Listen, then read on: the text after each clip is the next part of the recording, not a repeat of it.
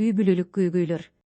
Үй бүлө куруудагы негизги максат ынтымак, ырашкерлик, биримдик, бактылуулук, түбөлүк кол кармашып чогуу болуу экени маалым. Бирок шамал дайыма эле кеме каалаган жактан сого бербейт. Биз бир чындыкты билип алышыбыз керек. Баш кошкон күндөн баштап өлүм ажыратканга чейин бир да урушпай, талашпай, бир да көйгөйгө туш болбой бактылуу жашоо кечирген үй бүлөлөр илгери деп башталган жомоктордо гана жашайт. Жубайлар бири-бирин канчалык сүйбөсүн, канчалык туура түшүнбөсүн, канчалык урматтабасын, баары бир үй бүлөлүк жашоодо келишпестиктер, чыр-чатактар болуп турат. Мындан пайгамбарлардын үйү да четте калган эмес. Демек, үй бүлөдөгү келишпестиктер анчалык деле жүрөктү өй турган нерсе эмес экен. Качан эки тарап, тагыраагы, жубайлар мындай көйгөйлөрдү чечүү жолун таба албай калганда гана абал башка жагына өзгөрөт. Мына ушунда чыныгы көйгөй пайда болот. Жубайлардын үй бүлөдөгү болор-болбос кичинекей чырды чече албаганы акыр аягы үй бүлөнү бузуп тынат.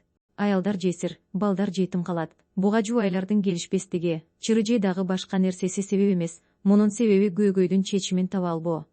Үй бүлө көйгөйү адамга туш тараптан таасир этет. Иштен алагды кылат, иштөө жөндөмүн жоготот, ден соолугун начарлатат, алдыга койгон максатынан баш тарттырат жана башка толгон зыянга туш кылат. Үйүнөн тынчтык таппаган адам ааламдын эч бир бурчуна бата албайт. Үй бүлө көйгөйүн чечүү жолун үйрөнүү аба менен сууда эле зарыл. Чечим кандай болушу керек? Чечим. Алгач жубайлардын экөөнө тең тиешелүү. Эгер күйөө ачууланса, аял унчукпасын. Аял ачууланганда күйөөсү унчукпасын. Эгер экөө тең ачууланса, анда отко май чачылат. Баарлашуу, талкуулоо жана түшүнүү көйгөйдү чечүүнүн эң таасирдүү жолу. Ал эми кыйкыруу, сөгүнүү, уруу, ажырашуу. Булар көйгөйдү чечүү эмес, жаңы көйгөйдү жаратуунун жолу. Эч бир көйгөй жок үй бүлө болот деп ойлобогула. Пайгамбардын үйүндө да көйгөй болгон. Болгону аны тата алдатпай жеңилдеткиле, абалга карап жашагыла, бири-бириңерди түшүнгүлө. Өмүр ансыз да кыска. Сабырдуулук, көтөрүмдүүлүк, ачууну баса билүү жана айып кемчиликти жашыруу жубайларга зарыл ахлактардан. Ушул сапаттарды өзүңөргө алгыла жана балдарыңарга үйрөткүлө. Ар бир ишти ийне жибине чейин териштире бербегиле. Ар бир иштин себебин издебегиле. Кыялыңа келгендин баарына жетем деп ойлобо. Бешиниге эбак жазылып, үзүлүп коюлган зубалаңарды чоңойтом деп жан үрөбөгүлө. Барга ыраазы, жокко сабыр кылгыла. Көйгөй пайда болгондо бири-бириңерден айып издебей, көйгөйдөн чыгуунун жолун издегиле, чечимди чогуу кабыл алгыла. Эгер зарыл болсо, кайын журттун жана төркүндүн кеп кеңешин уккула. Бири-бириңе жылмайганды, салам айтканды, жумшак сүйлөгөндү, мактоо айтканды адат кылгыла.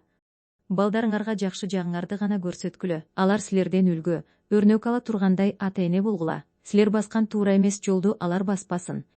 Эми күйөөлөргө тиешелүү. Үйгө келгенде желкен курушуп турса да салам айтып, жылмайып кир. Сен киргенде үйгө күлкү, кубаныч кошо кирсин. Сен үчүн ата-эне бир туугандарын таштап келген аялыңдын көңүлүн оорутпа. Өзүңдүкү туура, аныкы ката экенин аялыңдын моюнуна коем деп убара болбо. Кээде өзүң туура болсоң да, аныкы туура деп кой. Үндөбөсөң үйдөй балейден кутуласың. Аялың ачууланып, буулугуп сүйлөгөндө, ага жооп кайтарба, унчукпа, жөн гана угуп отура бер. Бугун чыгарып алсын. Аял бугун сөзү же көзү менен чыгарат. Экөөнө тең мүмкүнчүлүк бер. Үндү көтөрүп, кагып силкип, катуу мамиле кылуу аялдардын баарына эле туура келе бербейт. Алардын көбү жылуу, жумшак, назик мамилени күтөт. Аялыңдын кийимин, бышырган тамагын, жасаган иштерин мактап тур. Аялдар мактоону аябай жакшы көрөт. Аялдын мүнөзүндөгү, дене мүчөсүндөгү айып кемчиликтерин көрмөксөн болуп жаша. Төрт тарабы төп келишкен, эч кемчилиги жок аялзаты бейиштеги үр кыздар гана. Аялыңды башка аялзатына эч салыштыра көрбө. Эже карындашыңдын адебин, апаңдын сабырдуулугун, тайжеңдин берешендигин ага сөз кылбай эле кой. Баса кошунанын аялынын ишмердүүлүгүн такыр айта көрбө. Эми аялдарга тиешелүү, күйөөңө периштелерге же пайгамбарларга тиешелүү шарттарды койбо. Ал деле кемчилиги кекиртегине жеткен алсыз пенде экенин унутпа. Үйүңдү бейиштин бир бурчуна айландырып кой. Күйөөң андан чыккысы келбесин, чыкса келгенге шашсын. Күйөөң эшиктен киргенде ага дароо эле заарыңды чачпа, жылмай, жылуу сүйлө, көңүлүн көтөр. Арыз арманды айтканга убакыт табылат.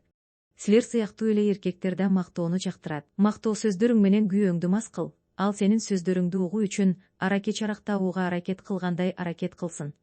Үйүңдүн босогосундагы бакытты башка эч кайсы үйдүн төрүнөн таба албаарыңды бил. Башкалардын көйгөйүн, мүшкүлүн күйөөңө айтпа. Өзүңөрдүн көйгөй өзүңөргө жетиштүү. Күйөөңдөн эмнени кааласаң, аны ага ачык айт. Эркектер ичиндеги ары турсун, сыртындагыны араң түшүнөт.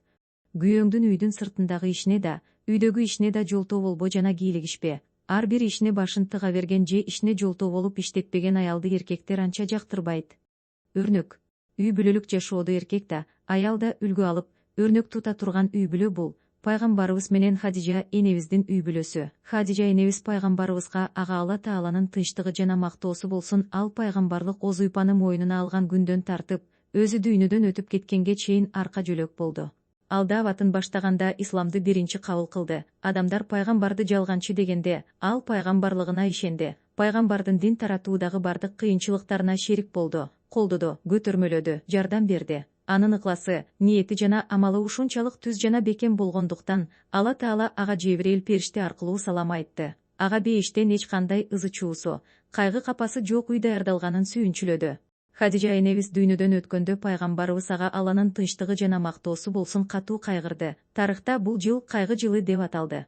Пайгамбарыбыз ага Алланын тынчтыгы жана мактоосу болсун өмүрү өткөнчө Хадижа энебизди эстеп, көзү жаштап, анын досторун, туугандарын, аны жакындан тааныгандарды сыйлап, урматтап өттү. Мунун баары Хадижа энебиз жөн эле өмүрлүк жар эмес. Алланын динине жардам берген, Алланын пайгамбарына өйдөдө бөбөк, ылдыйда жөлөк болгон, ыймандуу, такыба, күйөөнү сыйлаган аял болгонунан кабар берет. Бейиштеги аялдардын ханышасы Хадижа энебизди аял затынын асылы, күйөөнүн сүйүктүү жары жана жөн гана ыймандуу мусулман аял катары өрнөк тутуу ар бир мусулман аялдын милдети.